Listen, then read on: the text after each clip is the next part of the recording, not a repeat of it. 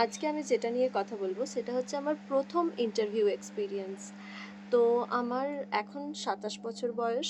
আমি আমার প্রথম ইন্টারভিউ দেওয়া শুরু করি খুব কম বয়সে। যখন আমি গ্র্যাজুয়েশন পাসও করিনি, তখন আমি খুব ইন্সপায়ার হতাম এয়ার হোস্টেসদেরকে দেখে। গ্র্যাজুয়েশনের থার্ড ইয়ার পর্যন্ত আমি কোনোদিন প্লেনে উঠিনি। আমি এয়ার হোস্টেসদেরকে সামনের থেকে কীরকম দেখতে লাগে আমি সেটাও দেখিনি। জাস্ট আমি টিভিতে দেখেছিলাম, আমি ইউটিউবে দেখেছিলাম। জিও আসাতে নেট খুব সস্তা হয়ে গেছিলো, তো ইউটিউব তখন মানুষ একটু বেশি ব্যবহার করতে শিখেছিল, তো ইউটিউবে দেখেছিলাম।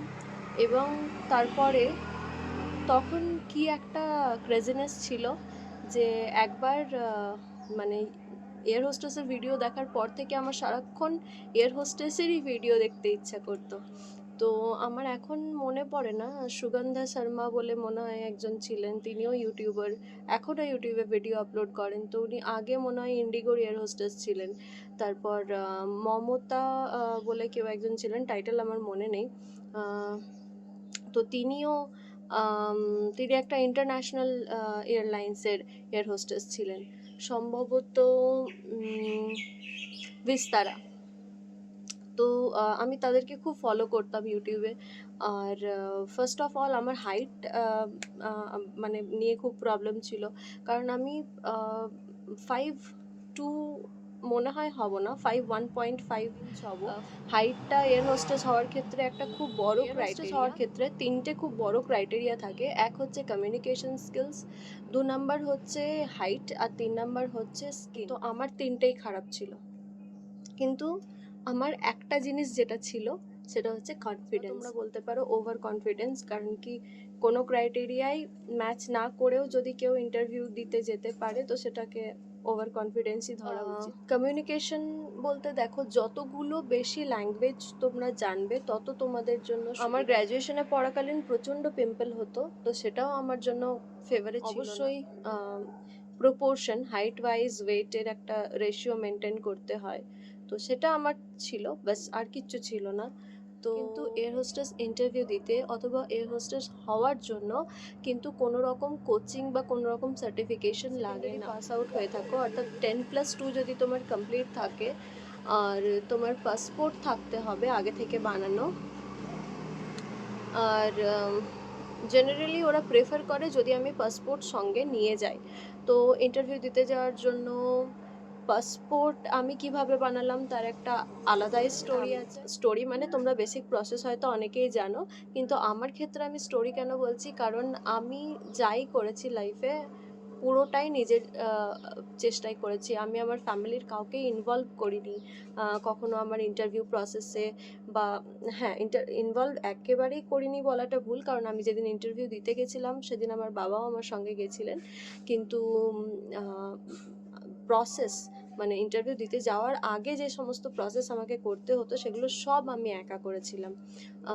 আমার প্যান কার্ড বানানো থেকে, প্যান কার্ড ছাড়া পাসপোর্ট হওয়া পসিবল নয়, তো আমার প্যান কার্ড বানানো থেকে পাসপোর্টের জন্য অ্যাপ্লাই করা, পাসপোর্ট ভেরিফিকেশনের জন্য যাওয়া, কলকাতা গিয়ে পাসপোর্ট নিয়ে আসা, এই পুরো প্রসেসটা আমি কিন্তু একাই করেছিলাম।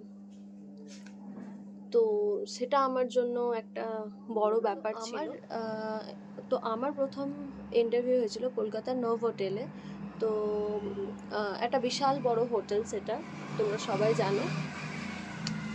তো সেখানে প্রথমে আমি বাবার সাথে গেলাম। আমি সত্যি তার আগে অত বড় হোটেলে কোনোদিন যাইনি, সেটা আমার ফার্স্ট টাইম ছিল। আমি বাড়ি থেকে পুরোপুরি ড্রেস আপ করে গেছিলাম, বুঝতে পারিনি যে ওখানে গিয়ে আমি টাইম পাবো কি না, বা ওখানে অলরেডি যারা ইন্টারভিউ নেবেন তারা প্রেজেন্ট থাকবেন কি না, তো বা কীভাবে ইন্টারভিউ হবে। যেহেতু আমার ফার্স্ট ইন্টারভিউ আর আমার চেনা জানা এই ফিল্ডে কেউ নেই, তো সেই জন্য আমার কিচ্ছু জানা ছিল না। একমাত্র ইউটিউব থেকে আমি যেটুকু নলেজ পেয়েছিলাম সেটুকু নিয়েই আমি ইন্টারভিউ দিতে গেছি। প্রথম ইন্টারভিউ ছিল স্পাইস জেটের জন্য। তো স্পাইস জেট থেকে দুজন HR এসেছিলেন। ওখানে পৌঁছে ফার্স্টে আমি গেছিলাম ওয়াশরুমে। তো ওয়াশরুমে যাওয়ার পর আমি তো অবাক। আমি ওখানে গিয়ে দেখলাম ওয়াশরুমে 25 থেকে 30 জন মেয়ে একসাথে মেকআপ নিয়ে রেডি হচ্ছে। তো আমি তখনও শিওর ছিলাম না যে সবাই ইন্টারভিউ দিতে যাচ্ছে, কারণ তখনও সবাই ড্রেস পরেছিল না, শুধু মেকআপ করছিল, হেয়ার ঠিক করছিল। তো আমি তাদেরকে কিছু জিজ্ঞাসা করার আগেই তারা আমাকে জিজ্ঞাসা করলো, কারণ আমি ড্রেস পরেছিলাম, তো তাদের জন্য বোঝাটা ইজি ছিল যে আমি ইন্টারভিউ দিতে এসেছি। কিন্তু আমার জন্য মাঝে মাঝে এটাও মনে হচ্ছিল যে হয়তো ওরা হোটেলের এমপ্লয়ি। তো যাই হোক, তারাই আমাকে জিজ্ঞাসা করলো, are you here for the interview? স্বাভাবিকভাবে তাদেরকে বললাম যে হ্যাঁ, আমি ইন্টারভিউ দিতে এসেছি। তো তারা আমাকে তারপর বললো যে ফার্স্ট ইন্টারভিউ? তো আমি বললাম যে হ্যাঁ। God, she is looking so nervous. But it was not that funny for me that time. तो ओरा तखन আমাকে বলল, কন্টিনিউয়াসলি 2-4 বার দেনে সে হো जाता है, इतना टेंशन मत ले, চিল কর। তো ওরা যাই বলুক, আমি তো তখন চিল করার মতো অবস্থায় একদমই ছিলাম না। বাইরে গিয়ে বসার পর আরেকজন মেয়ে এসে আমার পাশে বসলো। আচ্ছা, ড্রেস কোডটা একবার বলি। ড্রেস কোড হচ্ছে ভেতরে শার্ট, কোনো লাইট কালারের শার্ট, নিচে হাফ স্কার্ট, যেটা মাঝে একটু স্প্লিট থাকে, আর উপরে কোট। তো অনেকে কোট না পরেও স্টকিংস পরতেই হবে। তুমি স্কিন কালারের স্টকিংস পরতে পারো অথবা ব্ল্যাক কালারের স্টকিংস পরতে পারো। ব্ল্যাকটাই বেশি প্রেফার করা হয়। তো ব্ল্যাক স্টকিংস, অনেকে ব্ল্যাক স্কার্ট আর জামা। তো আমি ওখানে গিয়ে বসলাম, আমার পাশে আরেকজন মেয়ে এসে বসলো। সে অলরেডি একটা মর্টগেজ কোম্পানিতে কাজ করে। সে এসে আমাকে বলল, হাই, হোয়াটস ইউর নেম? তো আমি বললাম, Sutrishna. Where are you from? I am from Kolkata only. You know, I asked that girl, where is she from? And she said me, Calcutta. How can she? She should know, na? It's Kolkata, not Calcutta. In an interview, you pronounce it like Calcutta. It's banned. You know, right? আমার সত্যিই জানা ছিল না যে ইন্টারভিউতে ক্যালকাটা বলা উচিত নাকি কলকাতা বলা। বরাবর দুটোই শুনে এসেছি। তো প্রথমে আমাদেরকে গ্রুপ ওয়াইজ বসানো হয় এবং গ্রুপ ওয়াইজ বসিয়ে একটা বোর্ডের ওপরে আমার নাম্বার, মানে কতজনের পর আমি বসে আছি এবং আমার কোনো রেফারেন্স আছে কিনা, অর্থাৎ আমার ফ্যামিলি মেম্বার বা আমার কোনো রিলেটিভ স্পাইস জেটে কাজ করে কিনা সেটা আমাকে লিখতে হতো। তো আমার কোনো রেফারেন্স ছিল না, তাই আমি কোনো রেফারেন্সের নাম পাঁচজন করে ওনারা ডাকছিলেন। দুজন এইচআর বসেছিলেন, পুরো well maintained, top to bottom. তো ওনারা আসার পর একটা ভাইবই চেঞ্জ হয়ে গেছিল। First question, introduce yourself.